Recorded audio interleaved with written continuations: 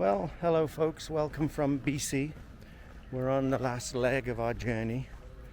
We're just on our way to Kamloops, and so we left Alberta this morning and we drove 80 odd kilometers down, and we're just stopping to see Mount Robson. Now Mount Robson is the tallest mountain in the Canadian Rockies, so I'll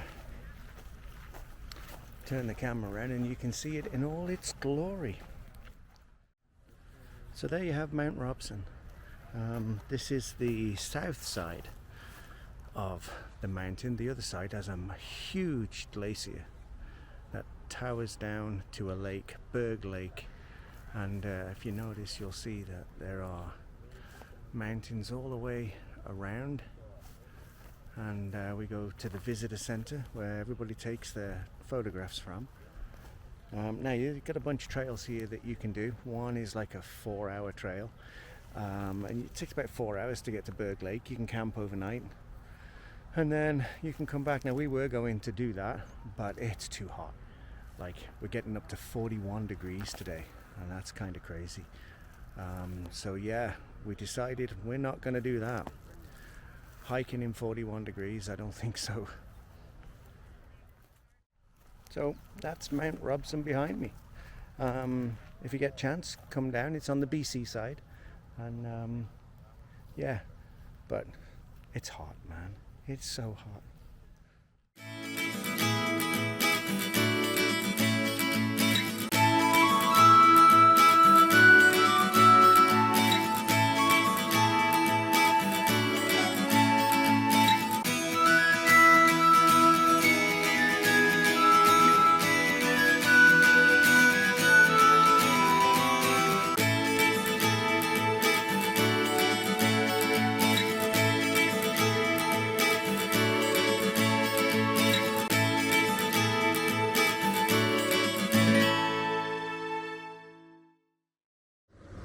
Well, good morning everyone. We're in Kamloops, and what a change. What a different place this is. It's like being in the Nevada desert. I'm just going to show you. Let me turn the camera around and you can look. So when you ever see a sign like this, you kind of think, where am I now? You know, like, there may be rattlesnakes in the area. Well, that's just great, eh? I thought Canada didn't have any snakes. Well, a few little tiny ones, but let's go down and have a look over here. So we're at this little overlook, and like, this is really a different place altogether. If we look around, you can see how barren it is. Like, I'm amazed, completely amazed. It's like I could be down south, and yeah, now I'm panicking about seeing rattlesnakes now. Like, this is insane, man.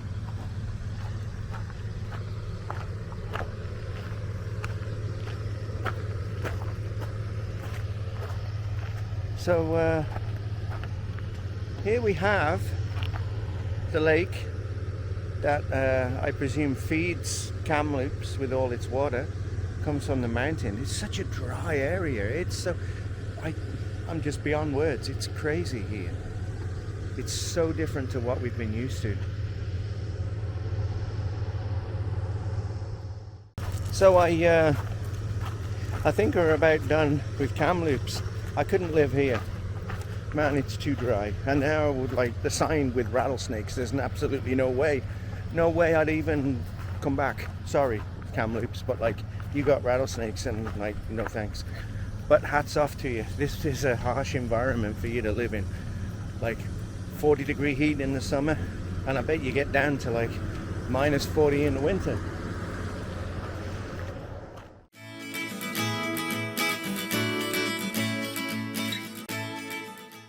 Here we are in the middle of the desert, and we stopped at this ghost town. It's actually closed, unfortunately, but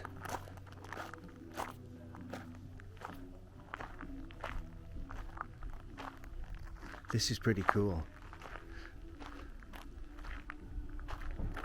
This is really cool. And you've actually got the town back there, over that side.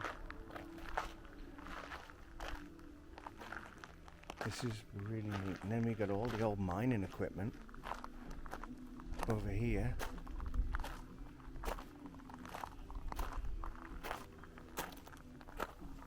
And then we have this old truck,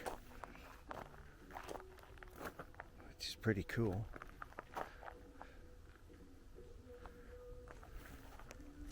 And we can actually see the some of the town there.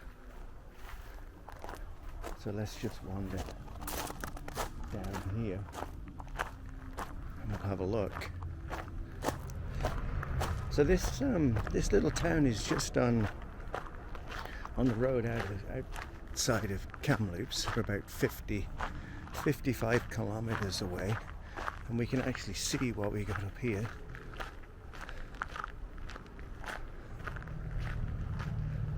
And there's the water tower, and there's some of there's the Undertaker, Boot Hill Undertaker, and we got the wagons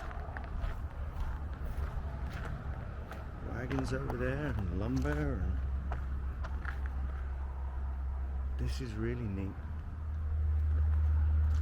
And then on the side over there we have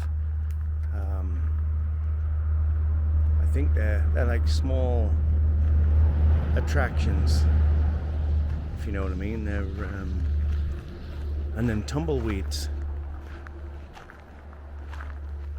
And then I gotta be careful, there's rattlesnakes everywhere.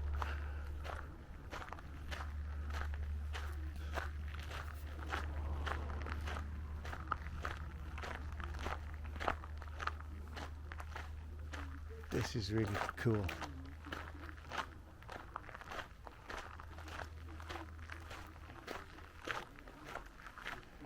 The big gates. And the people must live at the back there. And there we have. You can see just inside there. Not the same thing. Not even close. Rattlesnake Saloon. So, hope you liked our little adventure to the ghost town. It's pretty neat place. Shame it wasn't open. We could have had a tour around it. But hey. Hi folks. So traveling down to Whistler here, and we've just driven through these incredible mountains and the valleys, and it's just so deep. So I'm just gonna turn the camera around and pan around so you can take a look at this.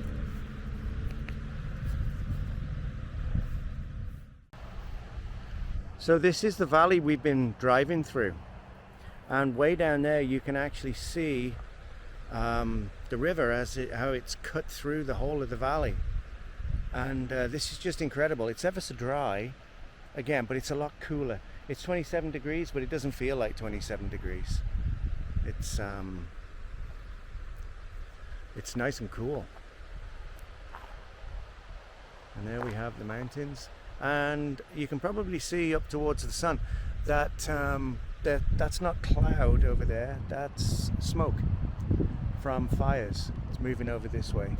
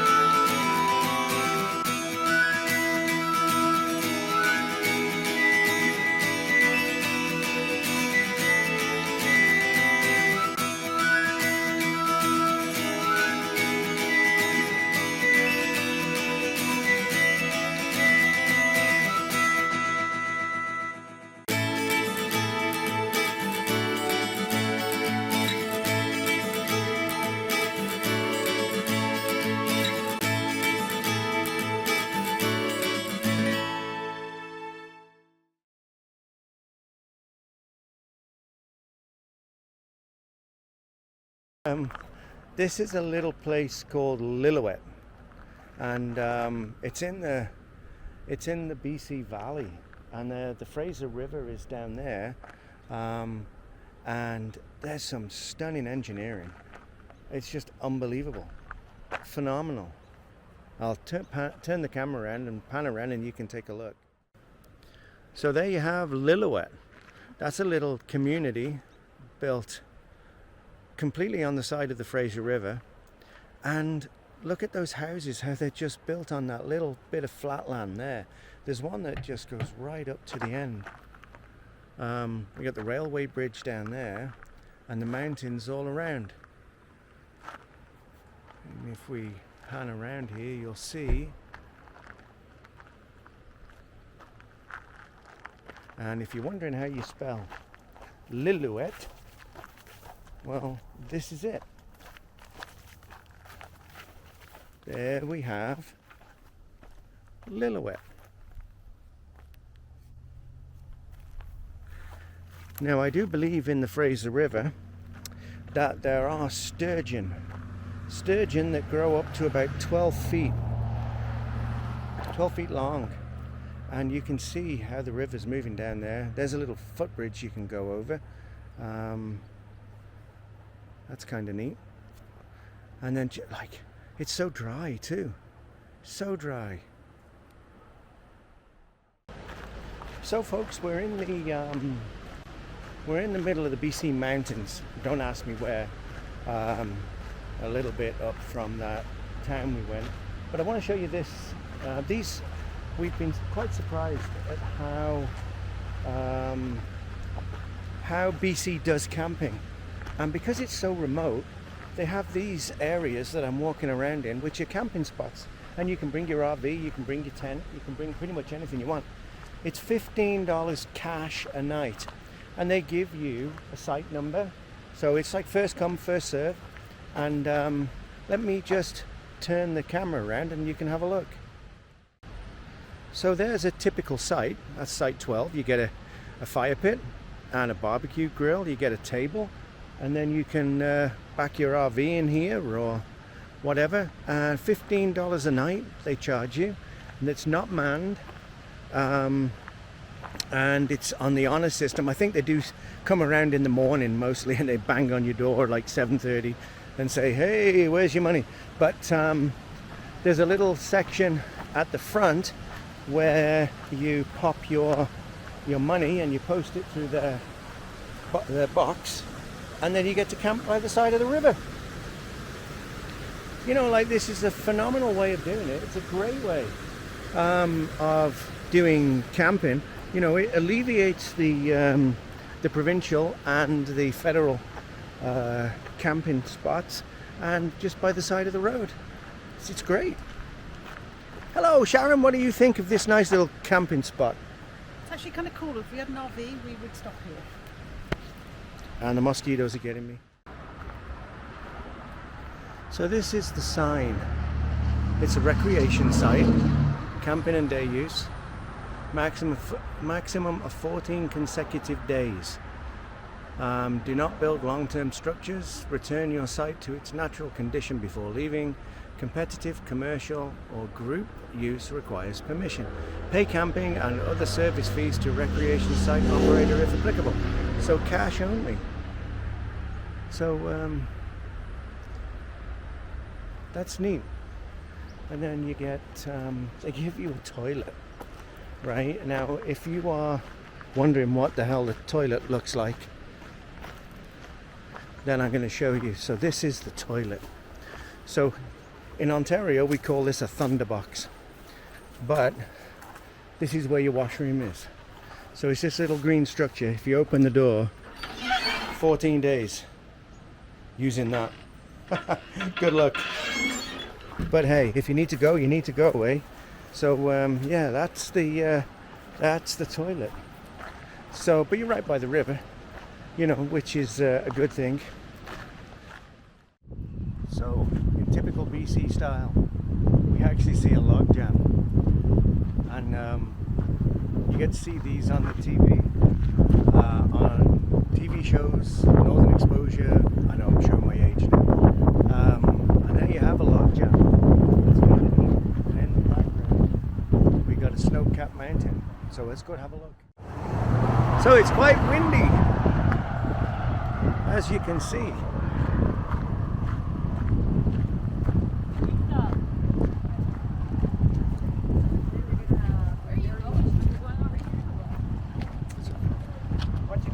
So here you have the lake.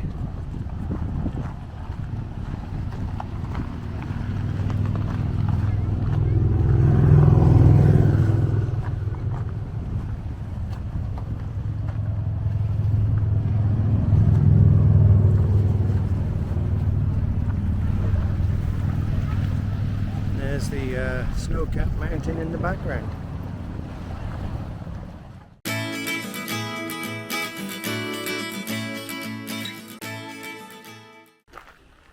Well, hello folks. We're going to take a look at a train wreck. We're just outside Whistler and it's called the Sea to Sky train wreck. And there we have it on the wall over there. So it's probably a 15-minute hike or so. So this is a trail you head on to see the train wreck. And it's down this trail, but apparently what happened is there was a train wreck many years ago, and rather than get it out, they just left it in the bush. So apparently there's quite a few rail cars on the trail, on the tracks itself, or just off the tracks, and it's become a tourist attraction. So if you're ever in Whistler, head on up this way and check it out. It's accessible in the winter too, so I think it's a bit of a snowshoe trek. So yeah, we'll see what it's like. So we're continuing on the trail. It's quite a nice trail. It's quite flat and undercover, so you don't feel that 30-degree temperature. It's actually quite fresh. If this was 30 degrees back in Ontario, it would be cooking. You wouldn't be able to go out for a hike. But here the air has less humidity, and when you're in the shade, you can pretty much hike anywhere. So we're heading on down. Heading on down to the Love Shack. No, we're heading on down to the train wreck, and we've now got to cross a suspension bridge, which I'm sure Sharon is going to love because she doesn't like suspension bridges. So we'll see how this goes, eh? And yeah, it don't look too bad though. It goes over the river, and yeah, let's see. So off we go across the suspension bridge, and we get to see the river below, and this is kind of cool. Wow, it's bouncy. It is bouncy. Oh, I don't know whether she'll be able to do this. She might. She may.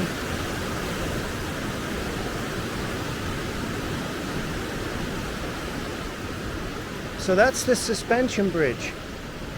Let's see how she gets on. Here she comes. Look up! Oh, she's taking photographs. And here's me thinking, oh, she won't make it. She won't make it across here. But no, we're going to take some photos of the canyon.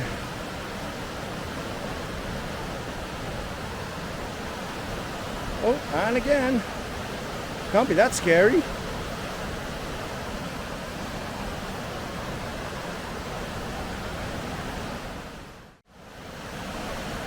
And here she is coming across. Well, I'm proud of her. She's more determined than ever to see this train wreck. What do you think of that? I'm glad I Yeah. All right, let's continue along the boardwalk and see what we can find. We're really adventurizing today. Now there's some painted stuff up here, some kind of cool painted stuff. I don't know what it's painted at the moment. It's stuff until I actually get there, but we'll see. We can make stuff up as we go along until we get there. Why not? Wow, here's a train wreck. Holy moly, there is one of the cars. Wow. And there's the cleanup. As you can see, here's a couple of the cars. Like, this is insane. How on earth would you even get a train car in the bush like this? And they've been graffitied. They've been graffitied all the way around. And you still have the walkways that go on the top of the cars. So I'm looking at the roof right now. I'm walking around the roof of the train car. This is amazing. What a fantastic... Well, I suppose it wasn't fantastic when it happened, but like, wow, this is crazy. And this is the underneath. This is the bottom, where all the switchgear is and where the wheels would have been. And you can still see into the train car. This is just unbelievable. So let's go check out this one over here.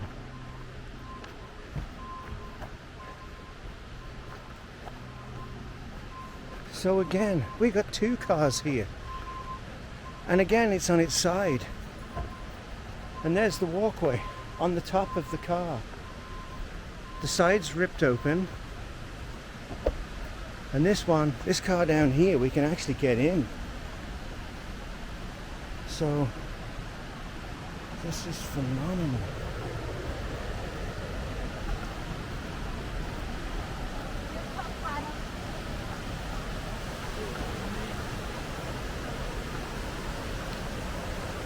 Wow. There's such a steep gradient too. Oh my god, look at that. That is just amazing. So we're actually inside one of the train cars now. And like, here we are going down, and we can only see the bank where the water's going through down in the river. This was so close. And if we turn around, you can see the whole of the train car up there. Hi Sharon, how you doing? Sharon's taking a photo. Like, this is absolutely amazing to see this. And it's really steep too. Really steep. We're right at the back of the car now. And as you can see down there, there's the front down towards the river.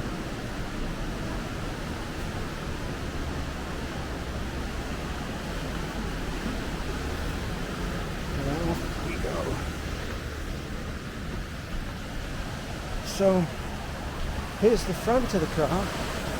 Wow, and it's stopped by that tree.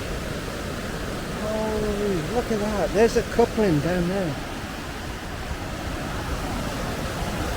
So that's where it would have been coupled onto the other carriage. I'm not sure if one went in the river, but like, that's amazing. This tree must have stopped it. Obviously it's dropped the tree too. And there's, I think that's the other half of it down there, the other half of the tree, lying on the side of the river. The trees are pretty big here. So,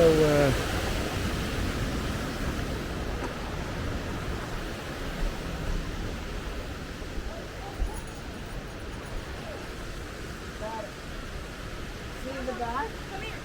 nuts. Yikes. Stop. So I think it's definitely worth the hike if you're ever out in Whistler. Check out the train wreck, and I think there's more over there. Let's go and have a look at the other carriages too. So the story behind this wreck is that the driver was running late and he wanted to make up some time, so he put the hammer down and he didn't get the corner of the track the right speed, and the whole thing just got flung over here. So let's take a look again and turn this camera around. So here we have another car which is further up from the other ones we've been to down there, and we can see the inside of this. Just look how the walls have been pushed in. Wow, this must have been a phenomenal sight to see when it happened. You can actually see how the walls have bowed out. So when this landed, the weight it must have rolled, because like, look at the walls on that. The structure and integrity has just gone out of these braces. And so let's take a look up here. And there's the back of that one. And there's another one further up the site here, and I think somebody's actually built a platform, so you can actually see from a higher elevation, but we'll see.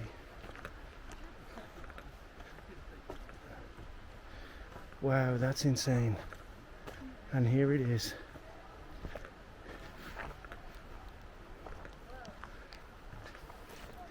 Here's the last car, all smashed in. Like, that is insane. That is insane.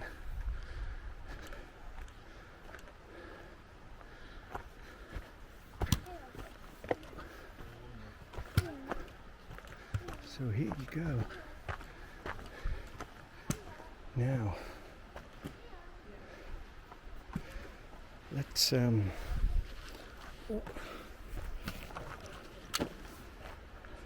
take a look up on top and see what's on top.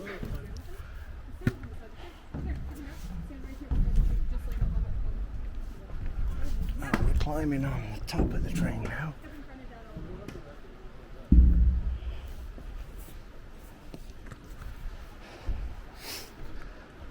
So here we are, we're on top of one of the cars. As you can see, this is the walkway that you would have.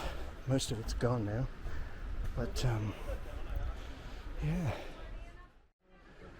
So I hope you enjoy this little brief tour of this train wreck. There's probably, I think there's about 5 or 6 cars here, and I'm standing on the roof of one right now, and it's pretty cool. It's impressive. You know, like, how on earth? I see the train tracks over there, but like, this must have been crazy when this happened. And there's Sharon down there. We'll say hi. Hello. Adventurizing.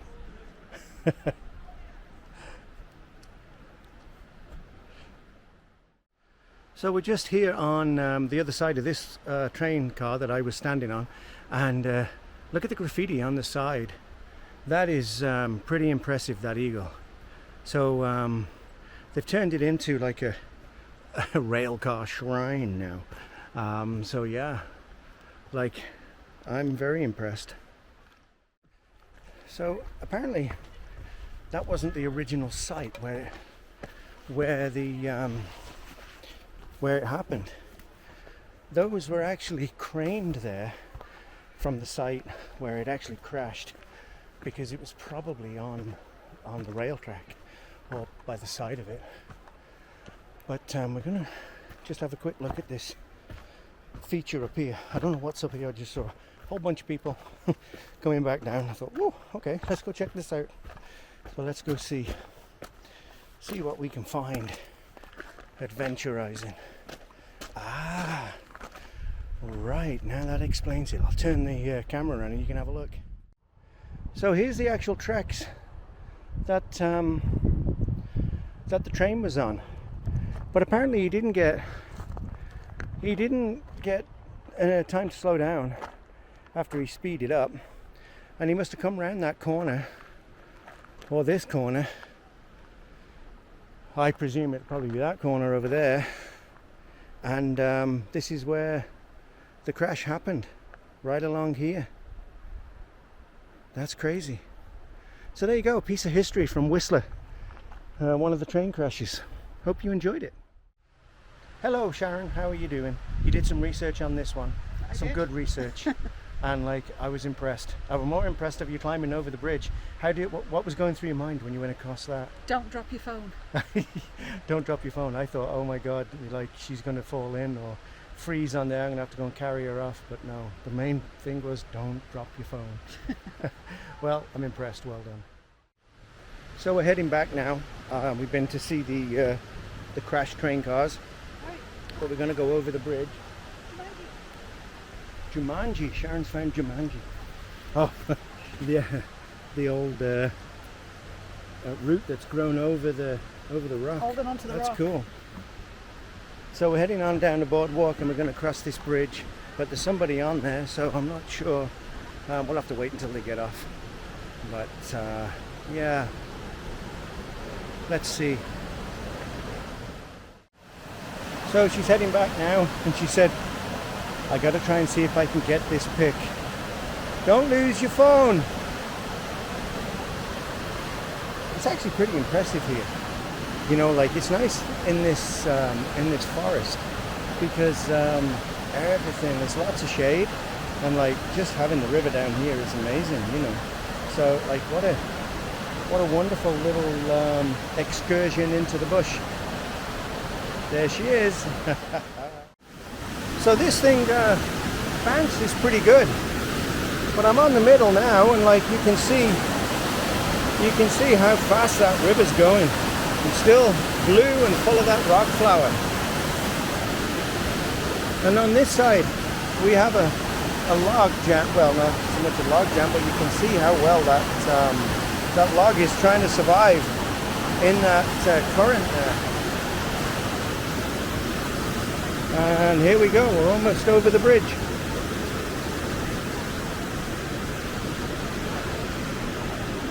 Hello!